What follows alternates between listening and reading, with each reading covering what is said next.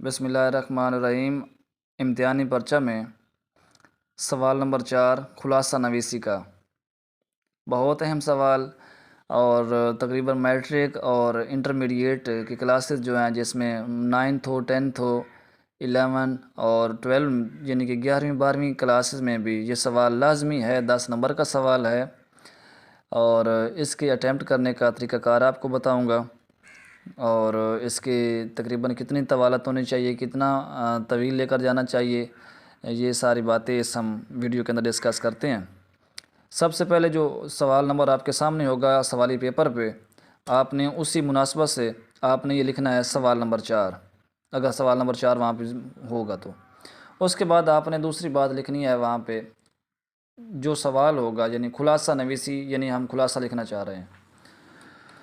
تو اس خلاصہ کے اندر سب سے پہلی بات جو آپ کے سامنے بات ہوگی کہ فلاں سبق کا خلاصہ آپ تحریر کیجئے، تو آپ نے اس سب سے پہلے ہیڈنگ دے کے سبق کا عنوان اور سامنے یہ علامت ڈال کے بالکل اسی لائن بالکل سامنے آپ نے اس سبق کا نام لکھنا ہوگا جس کا آپ خلاصہ لکھ رہے ہیں۔ مثال کے طور پر آپ سبق پہلی فتح اس کا خلاصہ لکھنے لگے ہیں، تو اس کے نیچے ایک لائن چھوڑ کے دوسری لائن میں آپ اس کی ہیڈنگ دیں گے مصنف کا نام، یعنی اس سبق لکھنے والے کون ہیں۔ تو پہلی فتح کے لکھنے والے ہیں نسیم حجازی، تو یہی بات یہاں پہ مکمل ہوئی۔ اب آپ کا ایک نمبر جو ہے نا، وہ یہاں پہ مصنف کا نام درج کرنے پہ آپ کا ایک نمبر اوکے ہو گیا، یعنی آپ کو ایک نمبر مل سکتا ہے۔ اس کے نیچے ایک ہیڈنگ ہے صنف ادب، یعنی جو آپ یہ لکھ رہے ہیں خلاصہ جس سبق کا، یہ ادب کی صنف ہے کون سی، اور ناول ہے، افسانہ ہے، انشائیہ ہے، مضمون ہے، سیرت ہے، کیا ہے، یہ اس حوالے سے یہ صنف ادب کی ہیڈنگ آپ دے سکتے ہیں۔ اس کے ساتھ دوسرے آخر پہ آپ اس کے حوالہ متن کے حوالے سے اگر بات کرنا چاہیں تو یہاں پہ ماخذ کی ہیڈنگ ہے،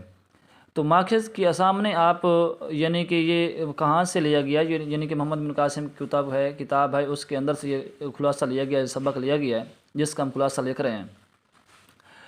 تو یہ باتیں جو ہم یہاں پہ صنف ادب یا ماخذ کی ڈسکس کریں گے، یہ صرف اور صرف آپ کے سوال کے انداز تحریر پہ ایک مثبت تاثر چھوڑیں گی، وگرنہ آپ کا ایک نمبر یہاں پہ مصنف کا نام درج کرنے پہ آپ کا ایک نمبر پکا ہو گیا، یعنی کہ اس نے مصنف کا نام ٹھیک لکھا، آپ کا نمبر ہو گیا۔ اس کے بعد نیچے جو یہ چیزیں ہیں صنف ادب یا ماخذ، یہ آپ کے ایک اچھا تاثر چھوڑنے کے لیے ہوتے ہیں کہ یعنی اس بندے کو اس سبق کے حوالے سے مکمل معلومات ہے۔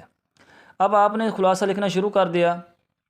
سب سے پہلے بات یہاں پہ جو کردار ہوں گے کوشش کیجئے کہ ان کا نام آپ مارکر کے ساتھ نمایاں کر کے لکھیں۔ جو بھی یہاں پہ سبق جس سبق کا بھی لکھ رہے ہوں گے اس میں جتنے بھی کردار ہوں گے آپ ان کا نام جو ہے نا وہ تھوڑا سا موٹا کر کے لکھیں تاکہ پتہ چلے کہ یہ کردار یہاں پہ آ گیا۔ اور جو سبق آپ خلاصہ آپ لکھ رہے ہیں پیراگراف کی صورت میں لکھیں، جیسے کہ آپ کے سامنے سبق کا ہم نے خلاصہ لکھا ہے، تحریر کیا ہے اور پیراگراف کی صورت میں لکھا ہے، اور جو یہاں پہ چیزیں سامنے رکھنے کی تھیں ہم نے ان کو نمایاں کر کے لکھا ہے۔ اور سب سے اہم بات جو لوگوں کے ذہن میں یہ سوال ہوتا ہے کہ ایک خلاصہ میکسیمم یعنی کتنا طویل ہونا چاہیے، تو جو ایک مستند جواب ہے اس سوال کا، وہ آپ 2.5 صفحات پہ اس کو اختتام کر سکتے ہیں، یعنی 2.5 صفحے پہ جا کے یہ سوال جو ہے نا یہ اختتام ہونا چاہیے، اور مکمل سارا سبق لکھنے کی ضرورت ہوتی نہیں بالکل نہیں ہوتی، اور نہ ہی ایسا لکھنا چاہیے۔ آپ نے اس سبق کے اندر جو بات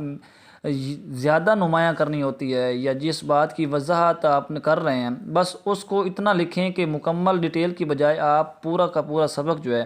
وہ 2.5 صفحات پہ آپ اختتام کریں، تاکہ کسی بات کو آپ خلاصے کی صورت میں بیان کر کے اس کی مکمل ڈیٹیل اس میں دے دیں۔ تو یہ ایک سوال ہے 10 نمبر کا جو کہ ساری کلاسز میں لازمی ہوتا ہے، اور اس کے شروع کرنے کا انداز یہی ہے جو آپ کے سامنے میں نے رکھا ہے، اور امید ہے یہ آپ کے لیے ایک بہترین معلومات ثابت ہوگی۔